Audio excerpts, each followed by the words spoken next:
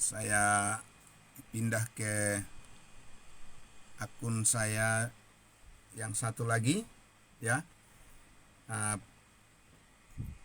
baik, puji Tuhan. Tadi hanya sebentar di live streaming yang satu, ya. Oke, baik, Bapak Ibu Saudara, kita lanjut, ya. Nah, saudaraku yang dikasihi Tuhan Yesus, saya lanjutkan lagi. Tadi saya katakan bahwa kita mensyukuri adanya kemajuan teknologi, ya, di zaman sekarang ini, Bapak Ibu Saudara.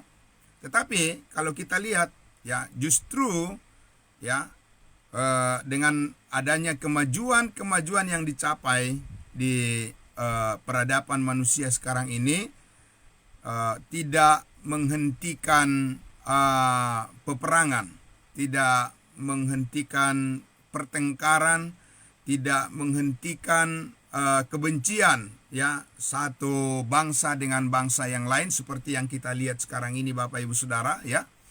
Ya, apa yang terjadi saat ini di Timur Tengah, ya, antara Amerika dengan Israel terhadap bangsa Iran, ya, dan seterusnya, Bapak Ibu Saudara, yang berdampak pada kekacauan perekonomian dunia, keamanan dunia, dan mereka mempertontonkan semuanya, ya, saudaraku.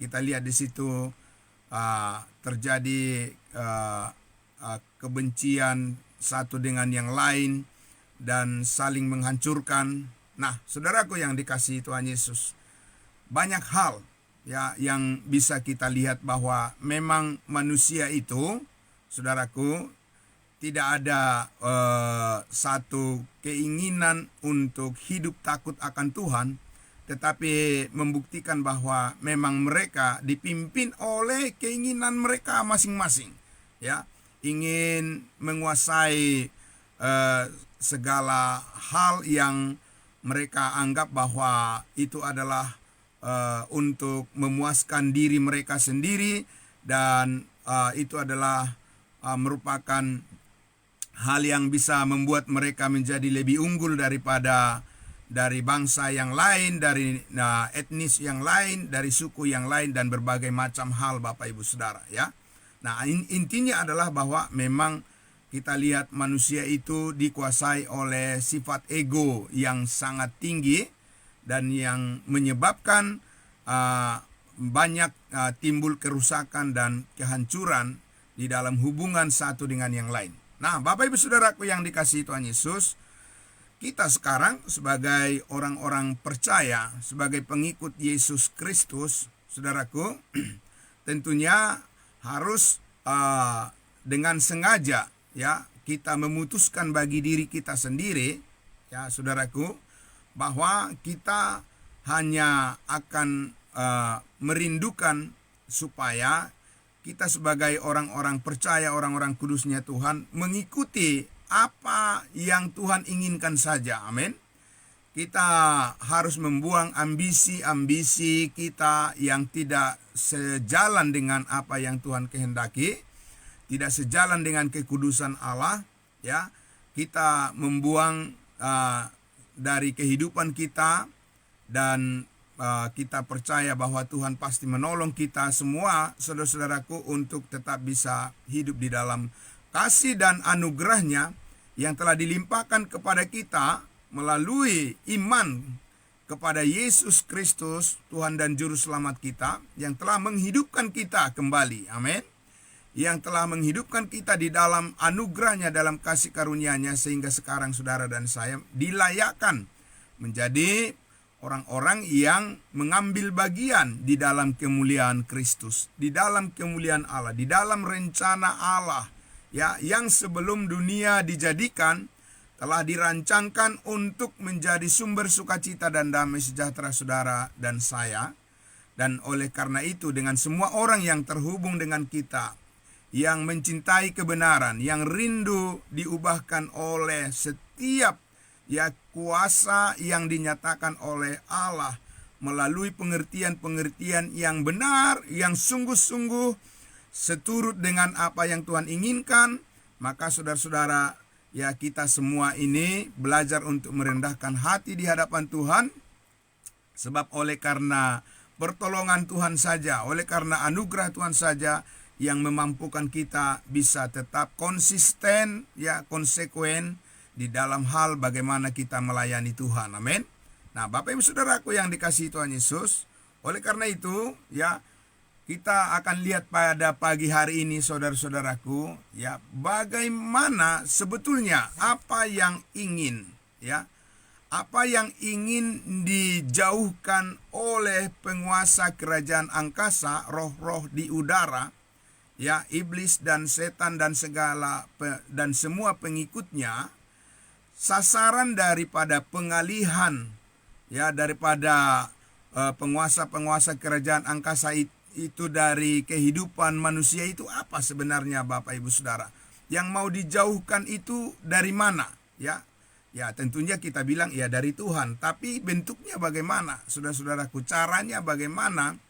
Ya kuasa-kuasa kegelapan itu ya membutakan ya pikiran manusia itu, Bapak Ibu Saudara. Apa yang dilakukan dan bagaimana melakukannya, serta ya apa yang disasar, sasarannya apa, Bapak Ibu Saudaraku? Mari kita lihat dulu di dalam 2 Korintus pasalnya yang keempat. Mari 2 Korintus pasal 4, kita mulai dari sini saudaraku. Ya, kita akan membacakan 2 Korintus pasalnya yang keempat. Kita baca dari ayat 1 saja, ya saudara. 2 Korintus pasal 4, surat Rasul Paulus yang kedua kepada jemaat Korintus, pasalnya yang keempat, ya. Nah, saya baca dari ayat 1, ya. Oleh kemurahan Allah kami telah menerima pelayanan ini, karena itu kami tidak tawar hati. Jadi, lihat Bapak Ibu Saudaraku, ya. Di sini ada suatu keyakinan yang sangat kuat yang dinyatakan oleh Rasul Paulus, saudaraku, bahwa pelayanan yang Tuhan percayakan kepadanya sejak dari semula itu sudah dia sadari bahwa itu benar-benar sumber kepercayaan yang dia yang dia terima itu adalah tugas itu adalah berasal dari Tuhan sendiri, ya. Maka dia tidak bimbang, tidak ragu, dan tidak tawar hati, ya, dan dia maju melangkah terus. Amin. Nah, itu luar biasa. Ayat 2. Tetapi kami menolak segala perbuatan tersembunyi yang memalukan. Kami tidak berlaku licik dan tidak memalsukan firman Allah. Ingat Bapak Ibu Saudaraku, waktu di Taman Eden, cara iblis menjatuhkan manusia bagaimana? Memalsukan firman Allah.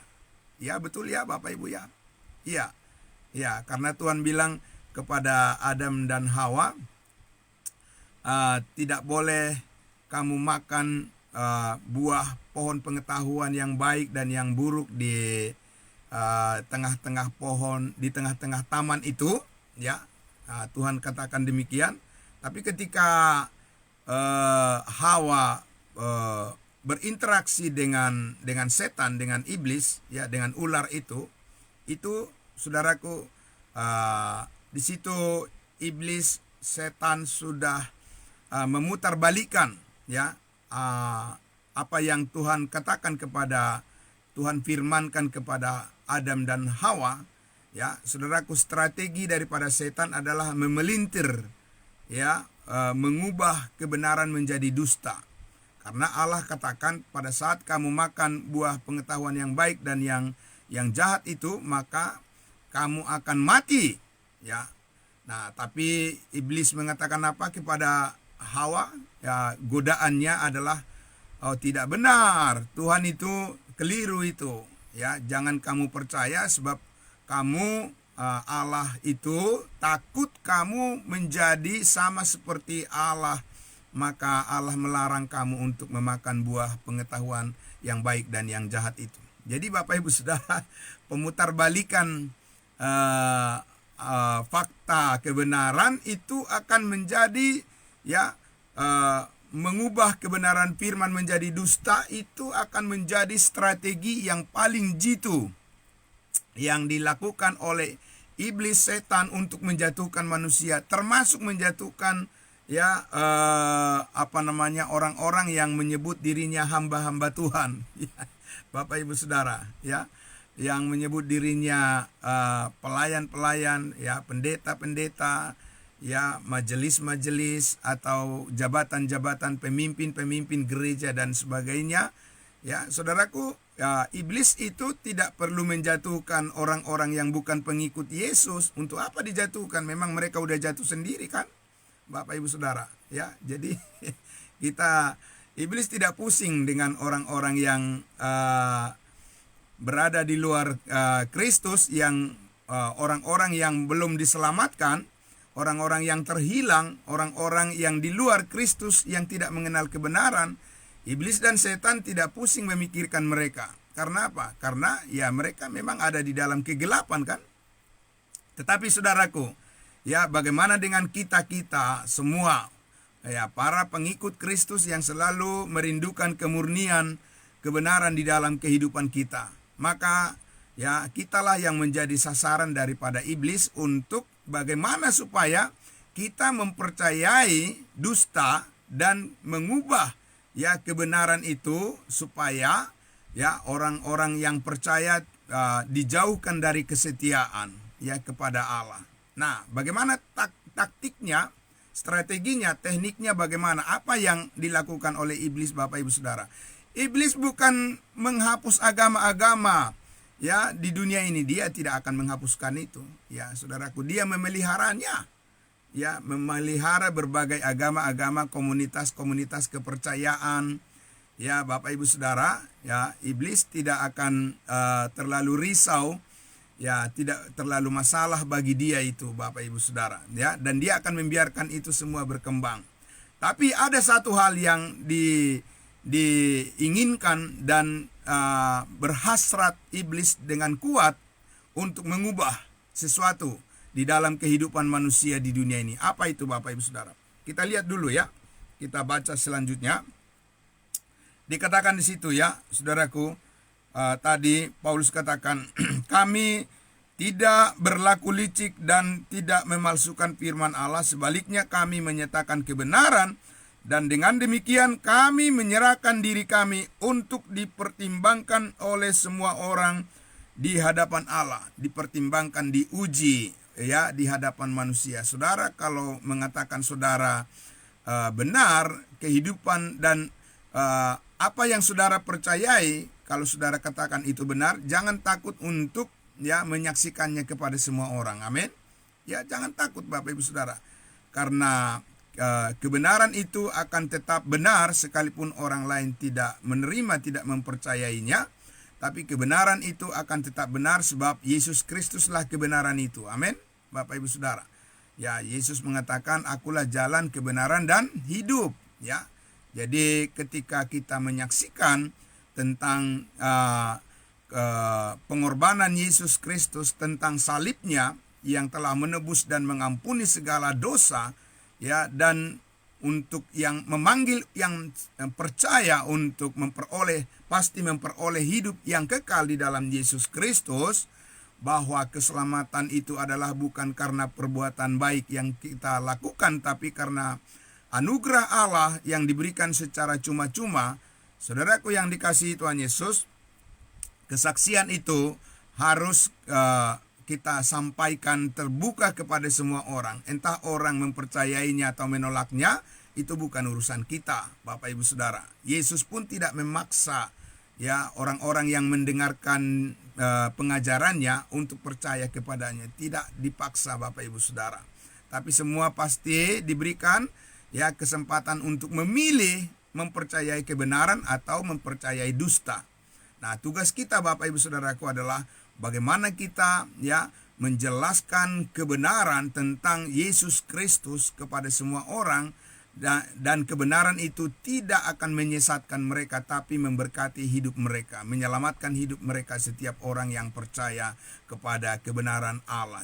Yesus Kristus Tuhan kita yang sudah mengorbankan dirinya di atas kayu salib menyatakan sudah selesai. Dia telah menebus hidup manusia dari kesia-siaan, dan itu sudah final, ya. Segala dosa lunas dibayar oleh darah Yesus Kristus, dan setiap orang yang percaya pasti diselamatkan. Ya, Bapak Ibu Saudaraku yang dikasihi Tuhan Yesus. Oleh karena itulah kita tidak boleh memutarbalikkan, ya, tidak boleh mengubah, tidak boleh menggeser, ya, tidak boleh mengurangi dan tidak boleh menambahi kebenaran ini, karena sasaran iblis adalah mengubah, ya, kebenaran Injil, ya, menjadi kebenaran manusia. Injil Kristus, Injil damai sejahtera, berita kabar baik tentang salib Yesus Kristus ingin diubah oleh iblis, oleh setan, ya, supaya manusia berpaling dari kebenaran Kristus, berpaling kepada kebenaran diri sendiri. Mari kita lihat Bapak Ibu Saudaraku. Di ayat 3 dikatakan, 2 Korintus pasal 4, kita lanjutkan. Dikatakan, saudaraku, jika Injil yang kami beritakan masih tertutup juga, maka Injil itu tertutup untuk mereka yang akan binasa.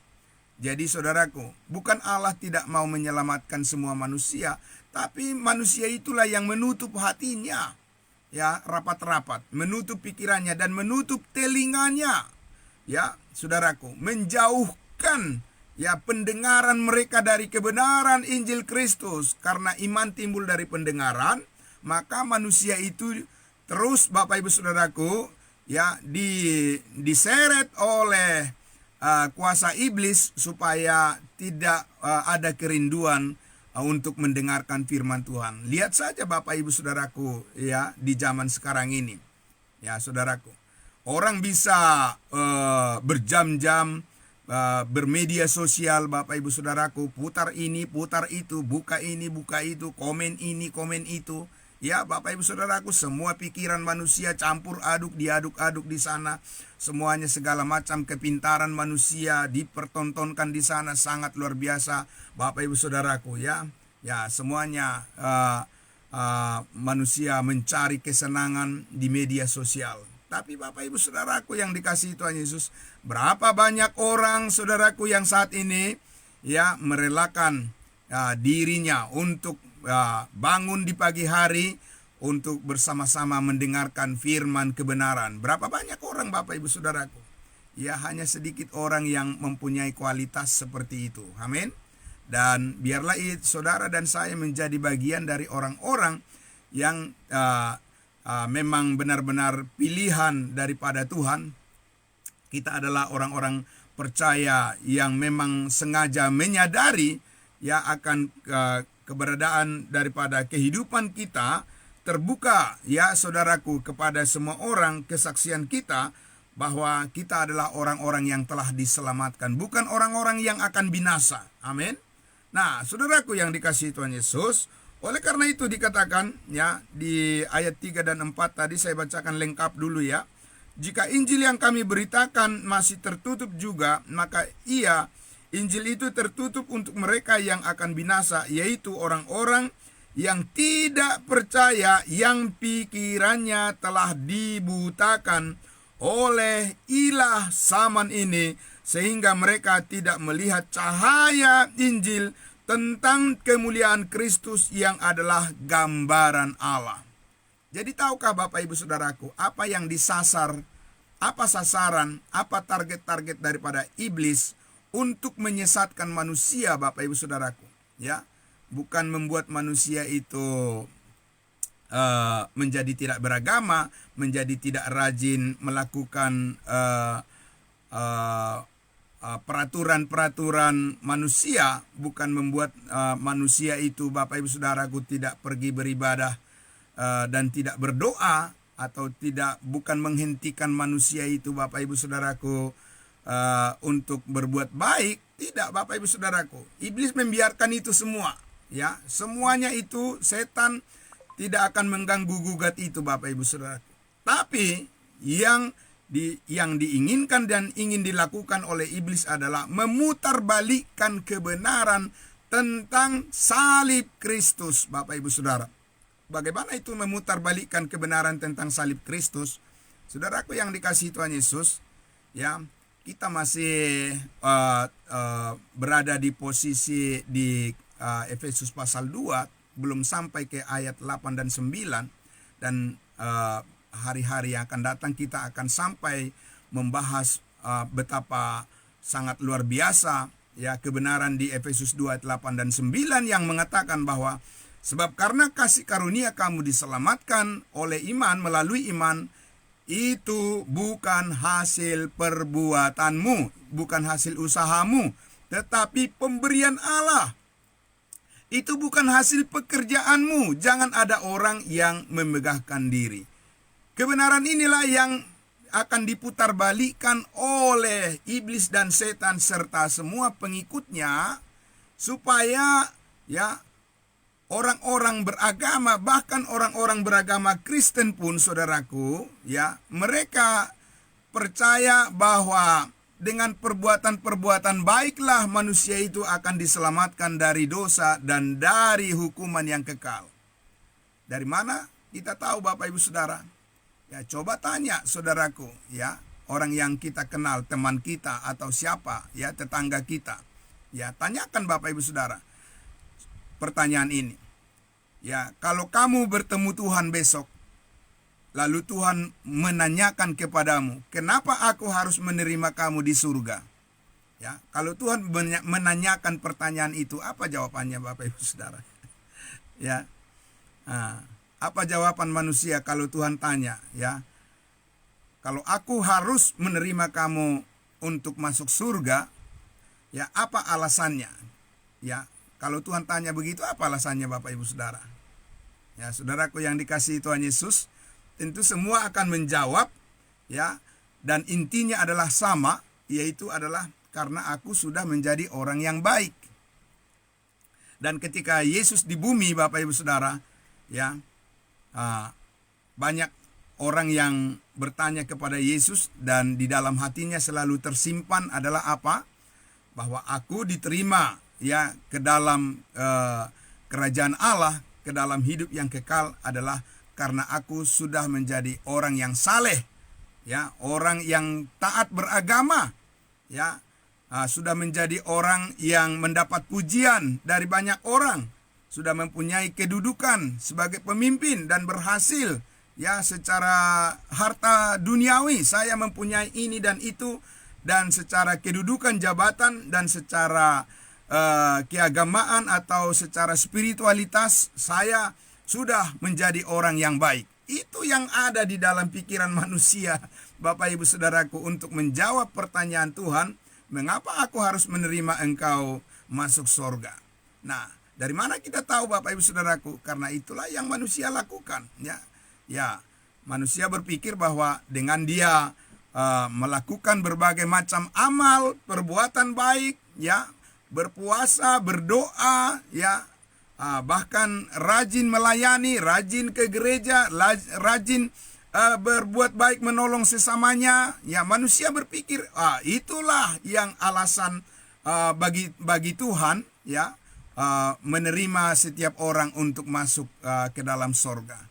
Dan itulah yang diciptakan oleh iblis, Bapak Ibu Saudara, karena ujungnya adalah semua orang pasti binasa. Karena apa? Karena upah dosa adalah maut. Ya, Bapak Ibu lihat itu, saudaraku. Jadi iblis tidak akan tersinggung kalau orang-orang Kristen rajin ke gereja, sejauh mereka masih berpikir bahwa mereka masuk surga karena perbuatan baik. Iblis tidak akan baik-baik saja. Dia tidak terlalu risau dengan itu, Bapak Ibu Saudara. Tapi kalau saudara mempercayai kebenaran Injil, ya, tentang Yesus Kristus, hanya karena percaya kepada Yesus Kristus yang sudah mati dan yang telah dikuburkan dan yang telah bangkit untuk mengaruniakan hidup yang kekal kepada setiap orang yang percaya dan pasti diselamatkan sekali untuk selama-lamanya. Ya, Bapak Ibu Saudara tahu, ya, iblis dan setan para pengikutnya itu akan gemetar seperti kena strum, Bapak Ibu Saudara. Ya, akan gelisah. Iblis, setan akan tersinggung sejadi-jadinya, ya, saudaraku. Dan Saudaraku yang dikasihi Tuhan Yesus, itulah yang diperjuangkan oleh Rasul Paulus, mengapa dia mau rela masuk penjara, dihina, ya disiksa, ya Bapak Ibu Saudaraku, diperlakukan secara tidak manusiawi. Karena Yesus Kristus pun itulah yang dialami di atas kayu salib, penyiksaan yang dilakukan oleh iblis, oleh setan, oleh para pengikutnya. Karena Yesus mengatakan, akulah jalan, kebenaran dan hidup, tidak akan ada orang yang bisa masuk surga kecuali melalui aku. Nah, Bapak Ibu Saudaraku, kecemburuan, iri hati daripada manusia di dunia ini, ya, ditularkan, disuntikkan, ditanamkan, ya sedemikian rupa oleh keinginan iblis dan setan. Oleh karena, saudaraku, manusia itu bergantung kepada pengertian dirinya sendiri, pikirannya sendiri, yang berusaha untuk membenarkan dirinya karena perbuatan-perbuatannya. Ya, paham Bapak Ibu Saudaraku yang dikasihi Tuhan Yesus? Jadi, ya, manusia itu menjadi sangat rumit, ya, di dalam hal beriman, ya, karena apa? Karena mereka telah menolak, ya, kasih karunia Allah yang membuat semua orang yang percaya kepada Tuhan Yesus hidup di dalam kemudahan, di dalam kemurahan hati Allah yang merupakan sumber sukacita dan damai sejahtera yang, ya, meneguhkan iman setiap orang yang selalu setia kepada kebenaran itu. Amin. Jadi saudaraku yang dikasihi Tuhan Yesus, ya, sebetulnya Tuhan sudah membuat manusia itu, ya, mengalami kemudahan untuk bisa mengerti, ya, tentang jalan hidup yang diberkati oleh Tuhan, yang sangat diberkati oleh Tuhan. Tetapi saudaraku yang dikasihi Tuhan Yesus, ya, terlalu sedikit orang yang setia kepada kebenaran itu. Terlalu sedikit orang yang terus memberikan dirinya untuk dibentuk oleh Tuhan, diperbaharui oleh kebenaran, sehingga saudara-saudaraku yang dikasihi Tuhan Yesus, nampaknya, ya, lebih banyak orang untuk memilih jalan untuk hidup binasa daripada untuk memilih mempercayai jalan kehidupan dan kebenaran untuk memuliakan Tuhan untuk selama-lamanya. Bersyukur kalau saudara dan saya adalah bagian daripada orang-orang yang telah ditempatkan oleh Allah, telah diterima oleh Allah oleh kasih karunia-Nya di dalam tubuh Kristus. Saudara dan saya dipersatukan untuk menerima seluruh berkat yang Tuhan sediakan bagi kita, supaya kita mengerti, Bapak Ibu Saudaraku, bahwa kita dalam hidup ini tidaklah bergantung kepada usaha dan kekuatan serta perjuangan kita untuk masa depan yang akan datang. Amin. Hanya karena kemurahan hati Tuhan, oleh karena kasih karunia-Nya, saudara dan saya saat ini bisa melihat terang kebenaran dan masa depan yang ada di dalam Kristus Yesus. Dan saudara, kita semua belajar untuk memahami bagaimana kita mengikut Tuhan Yesus dengan cara yang sebenarnya.